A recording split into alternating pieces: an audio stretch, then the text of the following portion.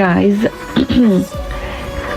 একটা দেশ পুরিয়া সারখার হয়ে যার, আই মিন ইসরায়েল, আমরা তো দেখলাম যে দাবানলে সারা দেশটা পুরি যার, বুঝছেন?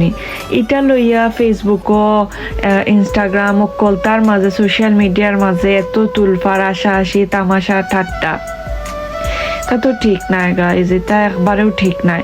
বিকজ একটা দেশ পুরি যার, দেশের মানুষ সম্পদ নষ্ট হারর, এটা তো আসলে মানে দেখিয়া আশি ঠাট্টা করার মতো নাই, মানে সহ্য করার মতো নাই। আপনারা আশি ঠাট্টা না করিয়া যাই নমজ বই আল্লাহর কাছে দোয়া করইন যে যতখান ফুটছে আর যতখান বাকি রইছে আল্লাহ বাকি গুণ যেন ফুরাইয়া দিলেন। যে বাকি গুণ পুরা মানে ফুরার বাকি রইছে, আগুনে ফুরার বাকি রইছে, আল্লাহর হুকুমে যেন অগুনটাও ফুরে যায়, সারা দেশ যেন সারখার হয়ে যায়। সকলে কইন আমিন। ও দোয়াটা করেন আশি তামাশা না করিয়া।